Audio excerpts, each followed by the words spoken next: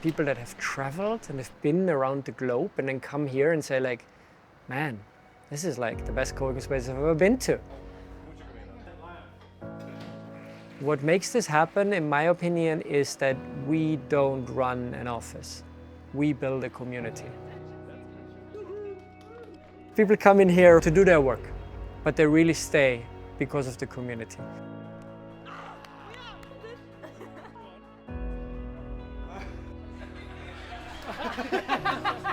3, 2, 1, go!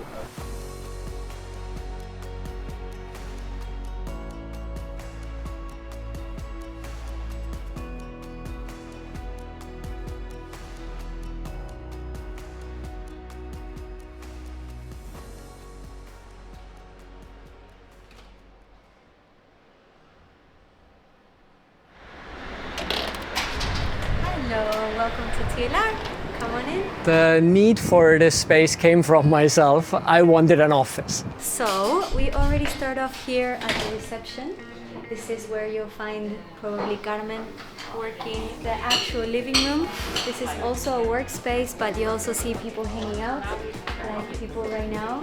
There was a startup called Plitix in Málaga from Danish and Spanish founders, and they had a bigger-ish office actually in this space where we still are in Soho here in Málaga. So they had like 10 people using a space for like 14, 15 desks, which they had back then. We move into our kitchen where you will find everything that you need for breakfast, lunch, or if you want to have a snack. I got the contact from them through one of my ex-Oracle colleagues, and then I reached out and I spoke to them, and they said like, yeah, we still have one desk left. They're like, that's mine, perfect. So I came into this shared office, which back then they called Copenhagen, like a mix of Malaga and Copenhagen, right? But it wasn't really a co-working space per se. It was just an idea they had to make more out of their office, which they weren't using optimally. And I was one of the people having the pleasure to join that office, share it with them. But this is one side of the co-working space, what we call the North Wing. On this side we have phone booths, also people using them. Ben likes to call the South Wing, but I call it the bright side. The main difference between one side and the next is that there's much more light on this side. We have the sun coming through this way, so it's just brighter. 4 to 5 months later, they decided to move. They wanted to close this space altogether. I raised my hand as I like, don't do this. 3 phone booths on this side as well. At least on this side, we have 2 meeting rooms. And our dear Ben over there having a meeting with someone for sure. Let's go this way, I'll show you the rooftop. Eventually, together with one of the founders of Plitix called Stian, he and we decided to keep this space, set up the Living Room Coworking as a co-working space. It was my own kind of like egoistic need, if you want to say. I didn't have a genius business idea back then. And we're here on our beautiful rooftop. So on this side, people can work and can relax. Tables where you can set up. We have Wi-Fi network. We have power outlets that you can see on the wall, and an amazing view. Hello, Tom. Am I ruining your No, video? you're not. Always. You're bringing brightness to it. This is sort of our wellness area. So you'll see over there you have the cold pod for Ben to do his ice bath. And then we have yoga classes here once a week. People can come here and enjoy their beautiful, nice chocolates in the Dates. sun. Dates! Okay, nice. In the sun. Amazing. And that's it for the rooftop. You've seen it all. The 13th of November 2015, we were in front of the notary signing the paperwork to officially found the company, the Living Room Coworking SL.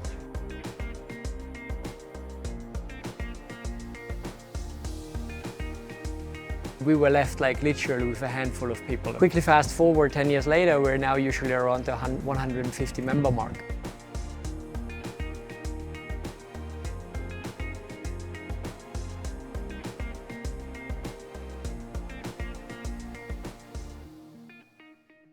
I joined TLR in July, just before summer. That would now be 4 months. TLR felt like I've found my people, yeah. The business breakfasts are really good, yeah. For me, because I'm starting a business, It's a community within the community where I can have accountability and people who understand the problems that I'm facing. It's really helpful and motivational for me. Yeah. I've worked in lots of different countries. TLR has the best community by far. Ben will be watching, so yeah. I love Ben. Ben is the best. Ben is the best founder ever. We still have a member who is called Agnes. She's still a member. So she's been here like over 10 years. Then of course also Brigada.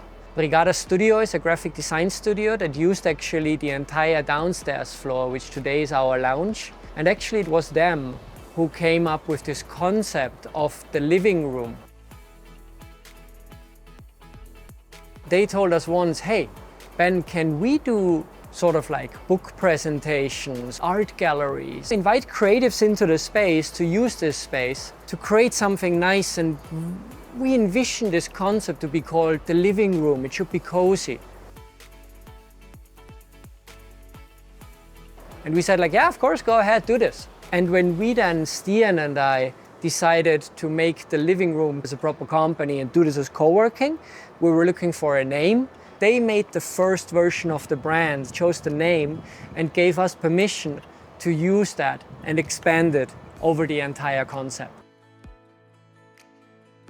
Brigada definitely was one of those first members, together with Maria, Anna and Vicente, who I'm still grateful for giving us this spark in terms of name, colors, brand, and so on.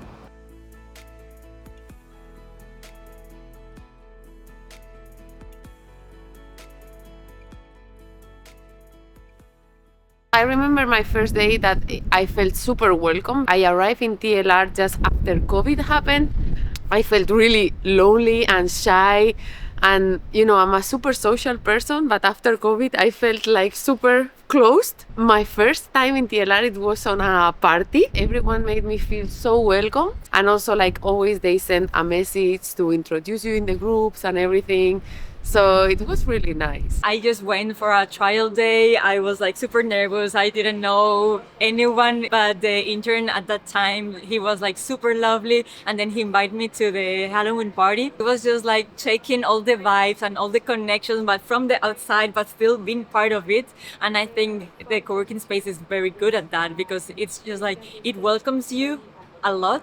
So even if you're very shy at the first steps, or just like it makes you be involved so fast.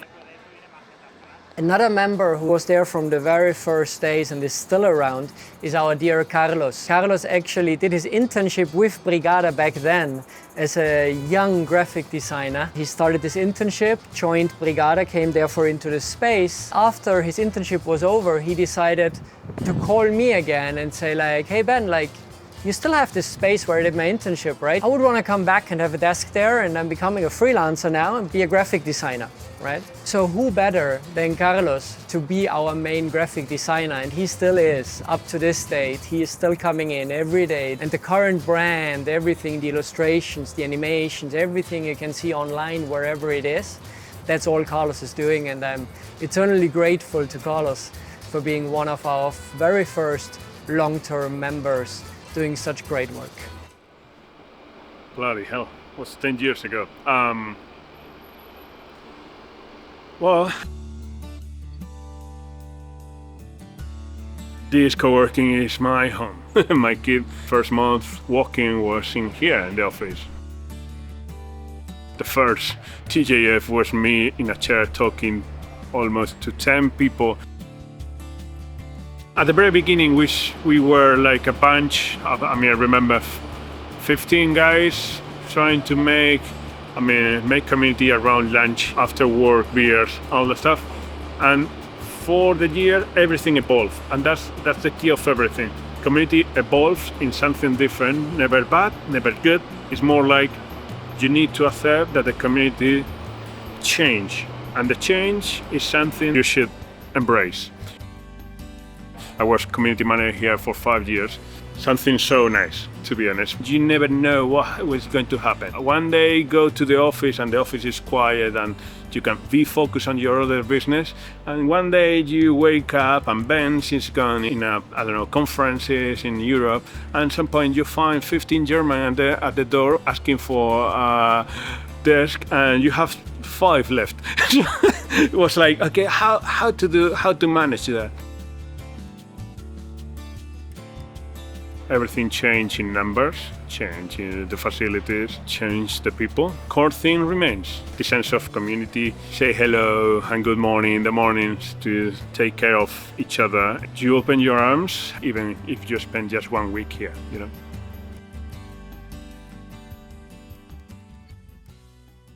Just like the first day that I came here, I was in part of the meet the family. And as soon as, I was saying my name and everything, one member, Natalia, I said, okay, I'm thinking about moving here to Malaga. I want to explore. And she said, you're moving here to Malaga. A few days later, I actually had decided already to move to Malaga. It feels like family. And I know that my life is just different now because of TLR and all, their members. As it was my own need having this space, I didn't even consider at the beginning that this was a business. It was just my office. The good thing was that we were never pressurizing ourselves to make this into a money-generating business at all, which took away a lot of pressure and just would let it grow organically.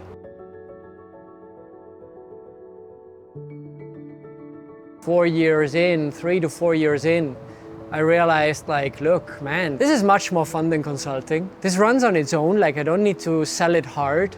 People would usually knock on our doors and say hey, this is a co-working space, right? Can I check it out? Oh, I'm friends with this girl and that guy and whatever, right? And they have told me about it. So word of mouth, we didn't even have a website at the beginning. When people started knocking and knocking and knocking more and more, I started thinking hey man, we might be onto something here, right?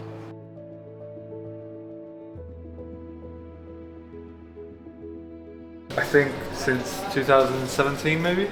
Wow. Maybe, I think maybe 8 years. It's got a lot bigger. It was quite small when I started, just the upstairs part. Yeah, slowly they got this downstairs part, then they opened up this part, and the other part. It's a lot bigger, yeah. We were lucky that, especially in this building, we could grow over time. We actually started with, I would say, not even a third of the surface that we have right now. The entire south wing as we know it today wasn't connected, but we opened up those walls to make south wing and north wing one combined floor where you could walk all around it. Before then, the same thing happened downstairs where we today got the lounge and the kitchen. What today is the kitchen was a different office. And there was a wall in this aisle as well that we had to break down to make this one unified thing. Then we added on the first floor, the private offices. Then the rooftop came. And slowly but surely, we started occupying more and more space in the building and expanded that way.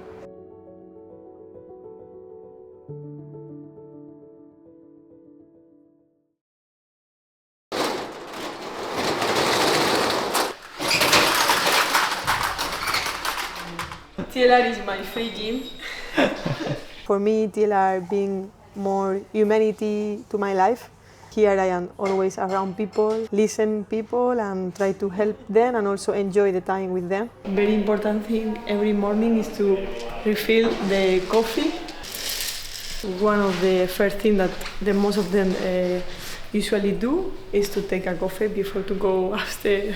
When you never expect someone come in and give you maybe chocolate or something like that. For example, also for me it is very lovely and emotional when someone planning to go to the supermarket or to buy something for it and they show me in the reception and they ask me, hey Carmen, do you want something? And it's like, oh come on. Here the people think about the other, no? Good morning. Likewise. Halloween went well? Yeah. Yeah?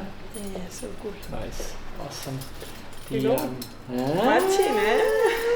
Awesome. On camera this time. Exactly. All my friends want to work here. They always say, if you are looking for someone else, give my CV, no? So yeah, yes, maybe we are not the more fancy space, but we are real. Hola Fiona, ¿qué tal? Bien. This is another fantastic thing of TLR, no? That, for example, Fiona need to practice her English and I need to practice my English. So, no, sorry. Spanish. What I said. No, oh, So you're la, la. doing like exchange. Fiona want to practice Spanish and I always want to improve my English, so this is a perfect combination. We'll do like 10 minutes Spanish, 10 minutes English. It's short, a really short time, but we can help each other. Probably the most uncertain time definitely was COVID, where we just wouldn't know what would happen. When you see kind of like your entire business crumbling around you, it's not the most comforting kind of feeling to have. Well, it was tough, definitely. Something unexpected. I called Ben because Ben at some point wasn't here, and he was like, okay, Ben, I mean, what should we do? We said from the very beginning, kind of like, okay guys, like everybody stay at home, we're not gonna open. Let's see what this is. Nobody knew in March really what this is. We were just told to stay at home and that was it. March was already paid for because the lockdown in Spain kind of like really started mid-March, like in most European countries. So March was okay, but then April came around the corner and we had to pay rent again, right? Which is for us really the highest cost. I remember during the lockdown was like all those people supporting and trying to make the community still alive. That's something remarkable. I remember that times financially talking was kind of difficult, of course. And at that point in time, we said, okay, let's do one thing. Let's cancel everybody's subscription, change it to a €0 subscription because we can't offer any physical workspace for you guys, right? That's what the community mostly pays for. But we move all of our events that we do and our sessions, everything, we keep doing them from home, move them onto Zoom. Everybody at that point in time was actually longing for social interaction and contact, right? Because some people were actually alone at home or with their family or with the same people, right? Either way, it wasn't what we're used to. So we said like, okay, we bring the living room into your living room and you choose what you want to pay for that. We know we can't provide physical workspace, but if you think this still has value and you haven't lost your job, then send us whatever you want to send us. And that way, like, we could cover 90% of our cost in April, and again, 75 to 80%, if I remember correctly, in May. So for 2 months running, until we could actually slowly start opening up again in June, we could cover our fixed cost by voluntary contributions from our members. And that was probably like the most heartwarming proof of what an amazing community we've built in here.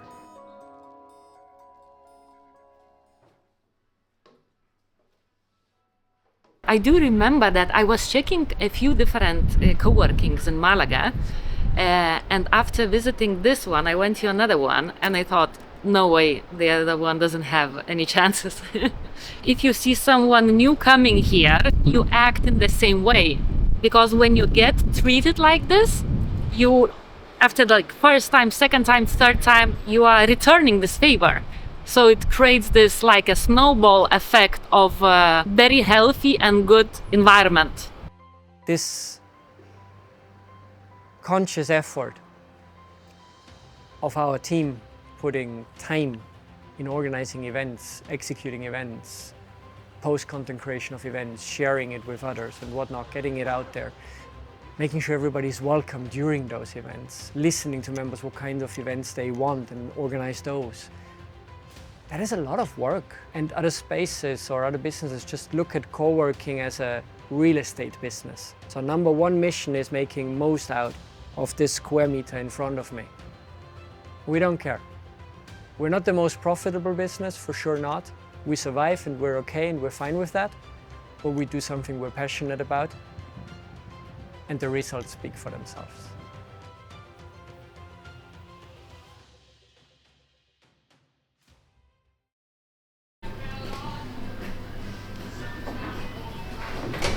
this is when in TLR you have to do everything. But what happened here? What happened is that Ben is in TLR. This is the problem. No, this is the best of the thing. But he's very natural person. He don't usually use shoes.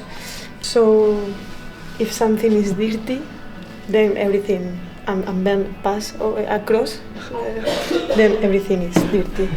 And we have to clean a little bit. The woman cleaner was here just 20 minutes ago. Yeah, I am a bit maniatic maybe with the cleaning, trying to organize and clean as much as I can. Yes. Because I mean, it's not something bad. It's okay, Ben, no problem. But he's testing me.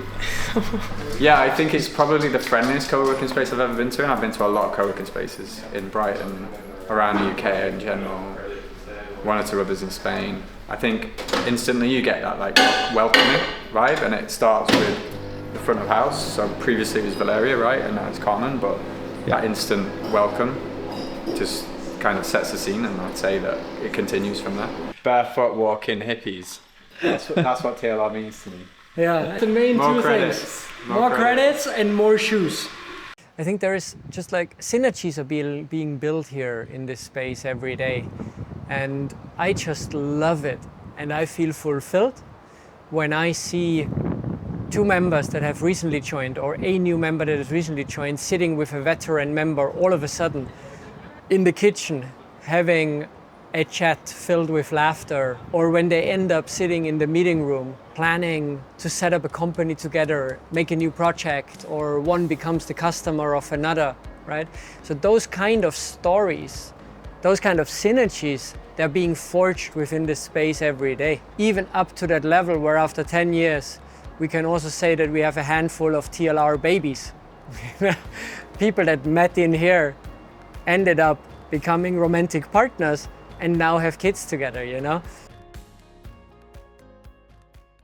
My first day was January 3rd of 2023. So I was almost here for 3 years. Ooh, I remember my first day. It was actually on the Meet the Family, the event where we welcome new members and everything. It was a surprise for me. It was my first day, so I had no idea.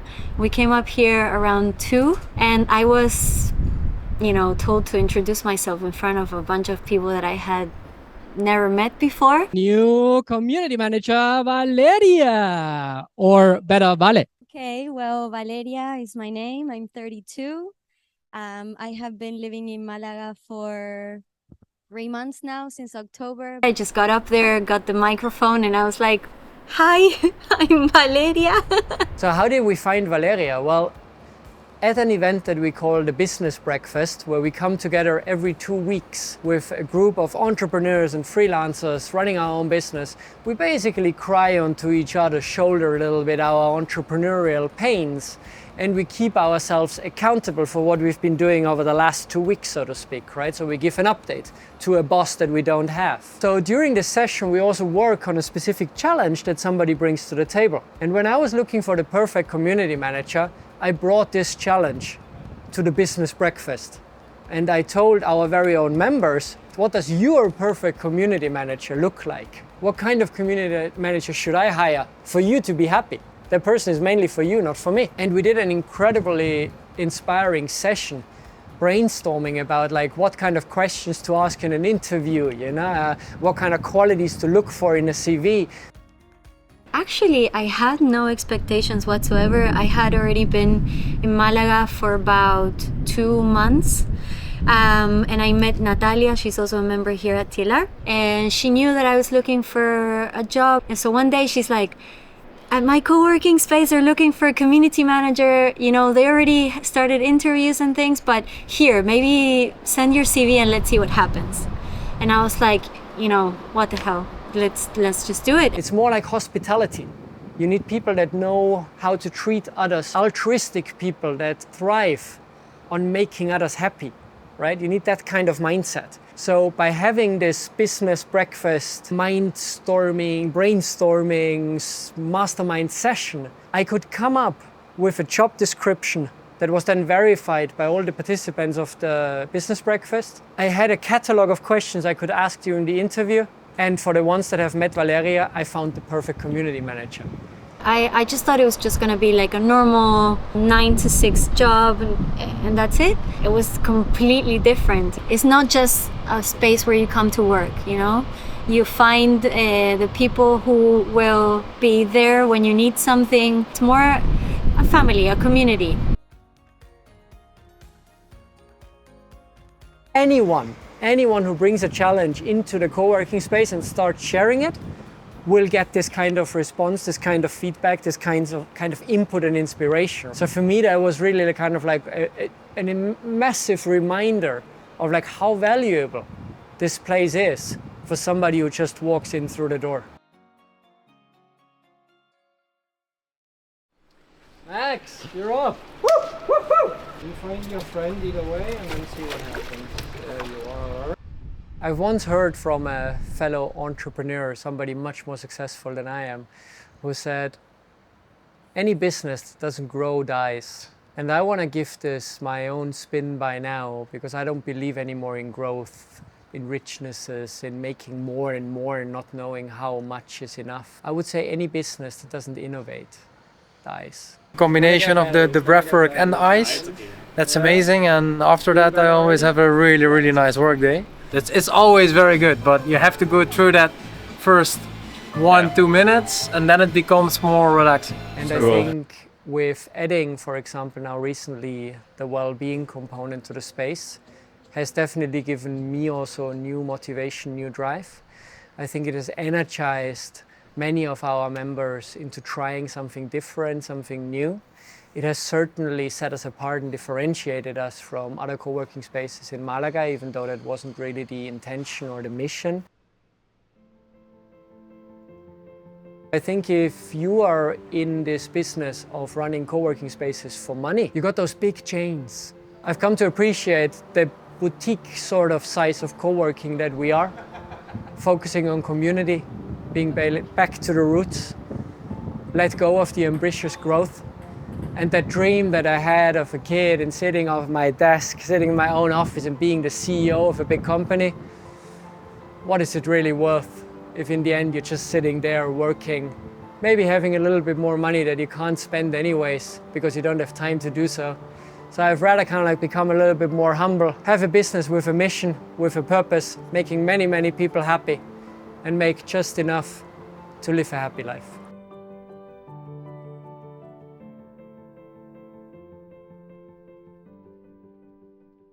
Cuando uno cree que has hecho y te han pasado muchas cosas, sin embargo la vida te vuelve a sorprender. Y esto ha sido para mí esto de la familia de Living Room, que me ha vuelto a sorprender. Y es muy lindo poder venir todos los días a trabajar y sentir que es tu casa también. Y sabes qué es lo más bonito y lo más importante, sentir que perteneces a un sitio, a este grupo de gente maravillosa. Y eso es muy especial, no tiene precio, la verdad. Next 10 years, good question. I believe that the trend that has kind of started with COVID, that people go more and more outside of big city centers and go into rural areas, is going to continue. What is it that we are, as a human species, are actually looking for? And I think we will always be looking for connection, we will always be looking for community, but finally, I think we're also understanding that we also need to look for nature. And only if you combine those three components, you can be truly happy as a human being, as an animal that we are, right? Putting ourselves into mega cities, you have loads of social contacts and you have people around you, but you're missing this nature component that just makes you sad as a human being. Is the TLR moving to the village? Is that what you're saying?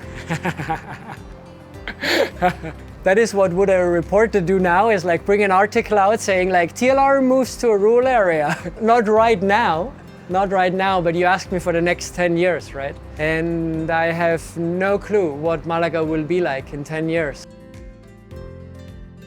The future will tell. I'll get out my glass ball, wait. What does it say? It's broken.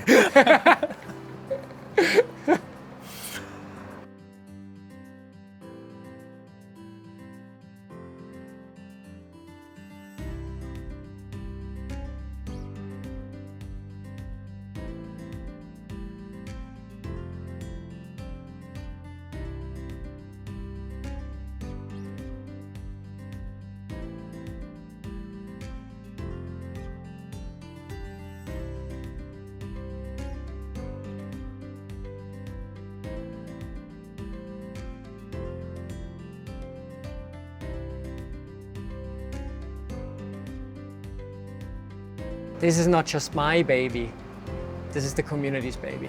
We usually say we're always kind of like an average of the 5 people we surround ourselves most. So imagine what happens to you if you work in a co-working space of inspiring freelancers, entrepreneurs and digital nomads doing what they love for work.